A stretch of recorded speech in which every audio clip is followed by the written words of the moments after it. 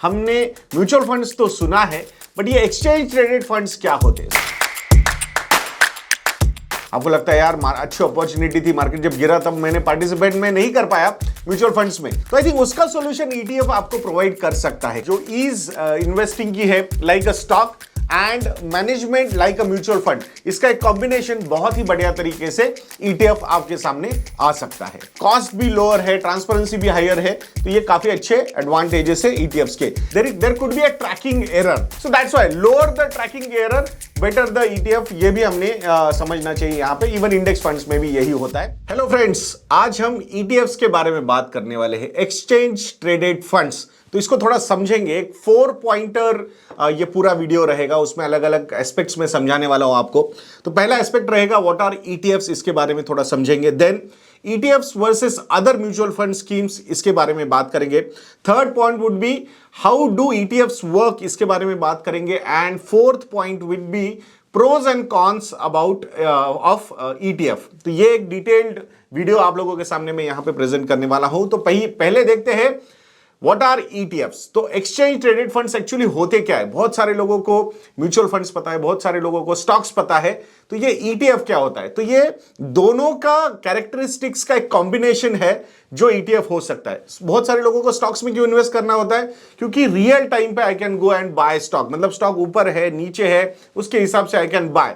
But mutual funds में ये हो जाता है कि आपने म्यूचुअल फंड्स में अगर इन्वेस्ट किया तो eight the end of the day जो एनएवी डिक्लेयर होती है उसके हिसाब से आपको वो यूनिट्स एलोकेट होंगे। आपको लगेगा यार मैंने तो इन्वेस्ट करना था कि जब मार्केट गिरा था, सुबह थोड़ा सा मार्केट गिरा था, at that point of time I wanted to invest, but मुझे एनएवी मिल गया at the end of the day कि उस बाय द टाइम अगर मार्केट ऊपर आ गया तो I have lost that advantage of investing at the bottom. जो भी लगता है हमें, नॉर्मली रिटेल इन्वेस्टर्स ने बॉटम फिशिंग वगैरह ये चीजें अवॉइड करनी चाहिए।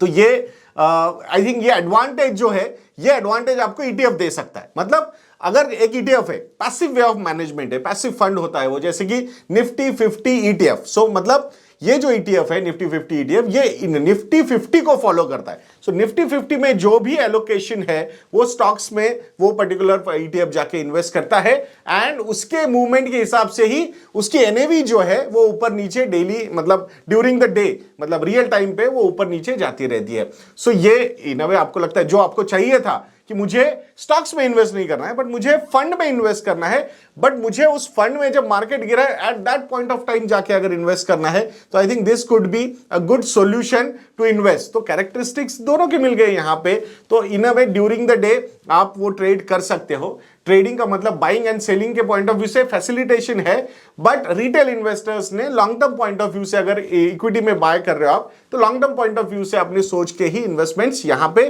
करने चाहिए। So exchange traded fund is a combination of a stock characteristics also and a mutual fund characteristics also. So I think that can add really well in your overall portfolio.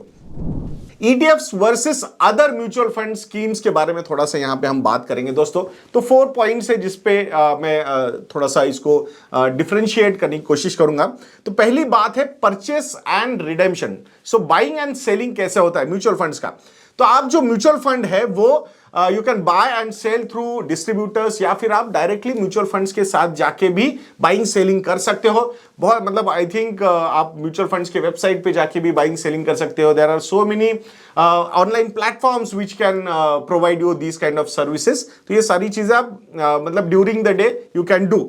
And exchange traded funds जो है वो आप exchange पे जाके, मतलब आपके demat account के through buy and sell कर सकते हो। तो ये मतलब थोड़ा कन्वीनियंस पॉइंट ऑफ व्यू से जो है वो थोड़ा सा रियल टाइम पे, जो मैंने पहले भी बताया था आपको, तो वो एक एडवांटेज हो सकता है। नाउ द सेकंड पॉइंट जिसपे डिफरेंशिएट होता है, सो मिनिमम इन्वेस्टमेंट और एसआईपी अमाउंट। तो अगर म्यूचुअल फंड्स में आप इन्वेस्टमेंट कर रहे हो, तो अगर एसआईपी कर रहे हो तो नॉर्मली 500 रुपीज मिनिमम का एसआईपी से बहुत सारे फंड्स अवेल करते हैं। मतलब ये आपको फंड के साथ चेक करना होगा, उस पर्टिकुलर फंड की जो फैक्ट शीट होती है म्यूचुअल फंड की, तो उसमें मिनिमम अमाउंट टू इन्वेस्ट ये मेंशन किया जाता है। तो वो मिनिमम अमाउंट आपको 500 हो या लमसम करना है तो 5000 हो, ये अलग अलग फंड्स के हिसाब से अलग अलग हो सकते हैं। तो वैसे आप इन्वेस्ट कर सकते हो। What is the minimum investment amount in an ETF? तो 1 यूनिट, तो वो यूनिट एनएवी जो होगी, वो ईटीएफ की एनएवी जो होगी वो 1 यूनिट आपको मिनिमम बाय करना होगा। फ्रैक्शनल इन्वेस्टमेंट वहां पे अवेलेबल नहीं है। तो उस हिसाब से मार्केट में अगर आप जा रहे हो, तो जैसे कोई स्टॉक आपको लेना है, तो आपको एग्जांपल है, मतलब this is not an advice, just an example, आपको एक एचडीएफसी बैंक का स्टॉक लेना है या रिलायंस इंडस्ट्रीज का स्टॉक लेना है या एलएनटी का स्टॉक लेना है, तो एक स्टॉक मिनिमम आपको बाय करना होता है। तो उस हिसाब से ईटीएफ का भी 1 यूनिट मिनिमम आपको बाय करना होगा। So minimum amount of investment is 1 unit of that, जो भी वैल्यू होगी उसकी वो हो सकता है। द थर्ड वन इज, जो पॉइंट जिस पे डिफरेंशिएट करते हैं वो है एक्सपेंस रेशियो। तो म्यूचुअल फंड में जब आप इन्वेस्ट करते हो, स्पेसिफिकली एक्टिव म्यूचुअल फंड्स में जब आप इन्वेस्ट करते हो, तो वहां पे एक फंड मैनेजर होता है। उस फंड मैनेजर के एनालिस्ट की टीम भी हो सकती है, रिसर्च टीम भी हो सकती है, तो ये सारा खर्चा होगा। तो obviously there will be an extra expense. So expense ratio जो होगा वो म्यूचुअल फंड स्कीम्स में, actively manage mutual fund schemes में ज्यादा होगा कंपेयर टू दैट ईटीएफ जो होगा उसमें एक्सपेंस रेशियो कम होगा। क्यों कम होगा? क्योंकि अंडरलाइंग एक इंडेक्स होगा उसमें। अगर निफ्टी 50 का इंडेक्स है, तो उसमें सिलेक्शन करने के लिए तो फंड मैनेजर की जरूरत नहीं है हमें कि भाई कौन से स्टॉक्स है जो मुझे सिलेक्ट करने, भाई ऑलरेडी निफ्टी 50 में वो स्टॉक्स अवेलेबल है, तो वही स्टॉक्स में जाके ये ईटीएफ इन्वेस्ट करेगा। So there is no research involve with that, so it's just an execution thing. So उस हिसाब से एक्सपेंस रेशियो जो होगा ईटीएफ पे, that will be on a lower side. Now NAV, so जो एनएवी है mutual fund की, वो daily at the end of the trading day 11 बजे, 11 पीएम 11 पीएम को वो एनएवी बाय 11 पीएम डिक्लेयर होती है। सो आपको eight the end of the day पता चलेगी कि आपके म्यूचुअल फंड्स की एनएवी क्या है। बट विजा विज अगर हम ईटीएफ की बात करते हैं, तो रियल टाइम पे वो एनएवी आती रहती है। सो डिमांड एंड सप्लाई के हिसाब से वो एनएवी ऊपर नीचे होती है, एंड रेगुलर इंटरवल्स पे म्यूचुअल फंड्स भी एनएवी देते रहते हैं। सो वो मैच हो जाती है फिर वहां पे, एंड दैट्स हाउ जो प्राइस डिस्कवरी है वो बहुत सही तरीके से प्लेस होती है वहां पे। बहुत बार आप सोचोगे यार इंडेक्स ऊपर नीचे हुआ, बट अगर डिमांड सप्लाई इक्वेशन ही पूरा का पूरा अगर ईटीएफ की एनएवी डिसाइड करेगा तो कैसे चलेगा? तो वहां पे चेक्स एंड बैलेंसेस भी है। तो वो जो है वो म्यूचुअल फंड हाउसेज जो होते हैं वो आईएनएवी डिक्लेयर करते हैं, और उस हिसाब से वो एनएवी मैच हो जाती है। तो वो जो ट्रैकिंग एरर होता है वो कहीं ना कहीं वहां पे एलिमिनेट हो जाता है। नाउ थर्ड जो पैरामीटर जिस पे हम बात करने वाले पॉइंट है वो है हाउ डू ईटीएफ्स वर्क। तो अभी आप बोलोगे बहुत बार बातें होती है कि हाँ ईटीएफ में इन्वेस्ट मतलब करना है, बट वहां पे लिक्विडिटी का प्रॉब्लम होता है कि वहां पे वॉल्यूम्स अगर नहीं होंगे, क्योंकि स्टॉक्स जैसे हम बाय करते हैं सेल करते हैं, तो वहां पे वॉल्यूम होता है ना, मतलब if you are going and buying a stock, तो वहां पे कोई ना कोई सेलर होना चाहिए। That's when the buy and sell का ट्रेड कंप्लीट होगा, एंड वो जो भी नंबर ऑफ स्टॉक्स है वो आपको मिलेंगे। तो यहां पे ऐसा माना जाता है कि अरे नहीं लिक्विडिटी नहीं है, लिक्विडिटी नहीं है। तो आई थिंक जो रेगुलेटर है या फिर म्यूचुअल फंड हाउसेस है, तो उन्होंने वो सिस्टम्स काफी अच्छी तरीके से इन प्लेस रखे हुए हैं। सो अगर आपको एक तो नॉर्मल डिमांड सप्लाई, मतलब सप्लाई जो लोग होंगे मार्केट में आके सेल करते होंगे यूनिट्स को, अपने ईटीएफ की यूनिट्स को, तो डिमांड सप्लाई वो भी एक मैच हो सकती है। बट अगर से suppose you are going there, you want to buy an ETF, और वहां पे आपको लगेगा अरे कोई सेलर ही नहीं होगा, तो क्योंकि इतने वॉल्यूम्स नहीं है, तो वहां पे मार्केट मेकर्स होते हैं। कौन होते हैं ये मार्केट मेकर्स? तो ऑथराइज्ड पार्टिसिपेंट्स होते हैं जो म्यूचुअल फंड हाउस जो है, एएमसी जो है, वो उसको अपॉइंट करती है। एंड देन अगर मार्केट में वैसे वॉल्यूम नहीं है तो they will supply the volume. So मतलब बायर के लिए बायर है बट सेलिंग यूनिट्स नहीं है तो वो भी अवेलेबल हो जाएगा, और सेलर है तो बायर वहां पे नहीं है तो वो भी अवेलेबल हो जाएगा। So that's the liquidity markets maker जो है वो वहां पे मतलब प्रोवाइड करते हैं। और ये लेस देन 25 करोड़ है, तो नॉर्मली स्टॉक एक्सचेंजेस से one can do all these things. But अगर मोर देन 25 करोड़ रुपीज अगर आपको इन्वेस्ट करना है, तो you can even directly contact the AMC, asset management company को, म्यूचुअल फंड को भी वो आप डायरेक्टली अप्रोच कर सकते हो।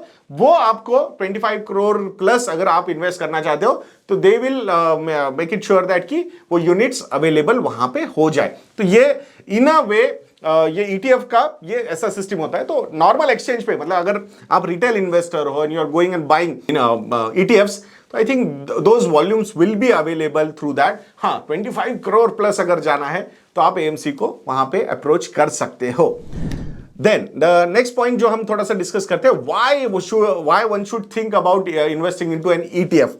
तो आई थिंक वहां पे बहुत सारे जो एडवांटेजेस है वो सामने आ जाएंगे। सो जैसे एफिशिएंट इन्वेस्टिंग एंड डाइवर्सिफिकेशन। तो अब ये एफिशिएंट इन्वेस्टिंग क्या होता है?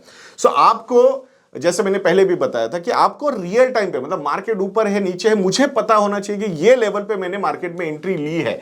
तो जो भी निफ्टी 50 है, सेंसेक्स है, जो भी इंडेक्स को आप फॉलो कर रहे हो, तो ये जो है ना एफिशिएंट इन्वेस्टिंग जो है ना, उसी लेवल पे आपको बाइंग वहां पे मिल सकती है। मतलब you know that it's not like mutual fund की at the end of the day पता चलेगा कि एनएवी क्या है। सो उस हिसाब से डाइवर्सिफिकेशन, आई थिंक अगर कोई इंडेक्स को आप फॉलो कर रहे हो, जैसे निफ्टी 50 हो या निफ्टी 100 हो या सेंसेक्स हो, तो वो अंडरलाइंग जो भी स्टॉक्स होंगे, सो डिफरेंट सेक्टर्स के वो स्टॉक्स होंगे, तो वहां पे आपको वो डाइवर्सिफिकेशन मिल जाएगा।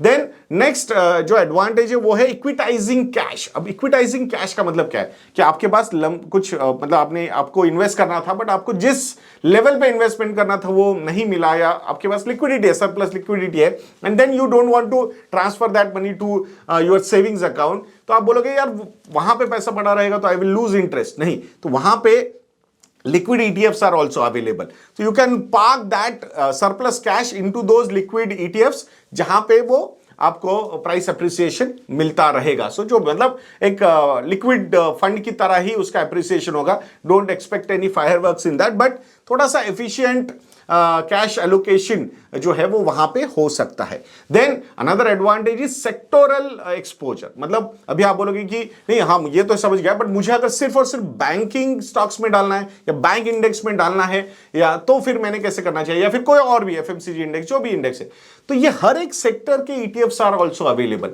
तो ये सेक्टोरल एलोकेशन भी जो है ना वो आप ईटीएफ्स के थ्रू ले सकते हो। So that is also an advantage which is available over there. बाकी थोड़ा सा और ज्यादा प्रोज एंड कॉन्स में अगर हमें देखना है, लास्ट पॉइंट जो अपने pros and cons of ETF, तो उसमें थोड़ा सा प्रोज को पहले देख लेते हैं, जो है रिलेटिवली लोअर कॉस्ट। जो पहले भी मैंने समझा है, अगर वहां पे एक्टिव फंड मैनेजमेंट नहीं है तो ऑब्वियसली एक्सपेंडिचर जो होगा, एक्सपेंसेस जो होंगे वो लोअर साइड होंगे compare to mutual fund. So that is an advantage. Diversification के बारे में हमने पहले ही बात की कि अंडरलाइंग जो स्टॉक्स होगा, जो इंडेक्स होगा, उसके जो अंडरलाइंग स्टॉक्स होंगे उस हिसाब से वो इन्वेस्टमेंट्स वहां पे हो जाएगी। ट्रांसपेरेंसी, तो I think this is one of the best pro I feel. अब क्या कैसे कि ट्रांसपेरेंसी इन द सेंस कि आपने म्यूचुअल फंड्स में इन्वेस्टमेंट किए तो मंथली आपको एक बार वो पोर्टफोलियो मिलता है। जो फैक्ट शीट्स डिक्लेयर करते हैं या पोर्टफोलियोज जब डिक्लेयर होते हैं तो मंथली एक बार ये पोर्टफोलियोज डिक्लेयर हो जाते हैं। सो आपको पता नहीं है कि ड्यूरिंग द मंथ उसने क्या बाय किया, क्या सेल किया, बट विजा विज अगर वो हम कंपेयर करेंगे ईटीएफ्स के साथ, तो वहां पे आपको पता है कि एग्जैक्टली क्या अभी परसेंटेज एलोकेशन वेटेज है जो मैं एलोकेट कर रहा हूं, because it's an index. So index के जो वेटेजेस है कॉन्स्टिट्यूएंट्स के, वो तो हर जगह पे अवेलेबल है। So I think that transparency compare to mutual fund is quite high, no doubt. Liquidity जो मैंने समझाया कि लेस देन 25 करोड़ है तो स्टॉक एक्सचेंज पे जाके बाय एंड सेल कर सकते हो। वॉल्यूम्स वहां पे कम लग रहे हैं, so there are authorized participants, market makers जो होते हैं वो अवेलेबल होते हैं। They will make it sure कि वहां पे लिक्विडिटी अवेलेबल है and you can buy and sell smoothly, so there is no problem as such. So I think that concern has also taken care of. And flexibility is also there कि investing की जो flexibility है compare to mutual fund would B on a higher side. Now what are the cons regarding ETF? तो I think tracking error ये थोड़ा सा यो मतलब यहाँ पे डिसएडवांटेज हो सकता है कि एग्जैक्टली मार्केट के जो इंडेक्स के जो रिटर्न्स है उसको शायद कहीं कहीं रेप्लिकेट नहीं हो सकता। थोड़ा बहुत लैग भी हो सकता है, इन्वेस्टिंग में भी ये सारी चीजें हो सकती है, but that will not be very high, but that is a possibility. Normally हमने इंडेक्स फंड्स में भी देखा है, वैसे ही ईटीएफ्स में भी ट्रैकिंग एरर वहां पे हो सकता है। देन अनदर कॉन ये भी बोल सकते हैं हम कि as there is no active fund management, तो वहां पे कभी कभी जो कॉन्स्टिट्यूएंट्स होते हैं कि आपको पता है कि भाई ये पर्टिकुलर स्टॉक में प्रॉब्लम है और there is no fund manager because there is a mandate कि भाई आपको ये इंडेक्स को ही फॉलो करना है, और अगर वो इंडेक्स में वेटेज है तो you will have to stay invested there through that ETF. So ये मतलब एक डिसएडवांटेज हो सकता है। सो बट अगर आप पैसिव वे ऑफ इन्वेस्टिंग में ही जाना चाहते हो, so I think there is no way out. I think this is the way ETF, मतलब lower cost, good diversification, more transparency, more liquidity, more flexibility के साथ I think ETFs could be a solution. So आशा करता हूं दोस्तों कि आपको ये वीडियो अच्छा लगा होगा।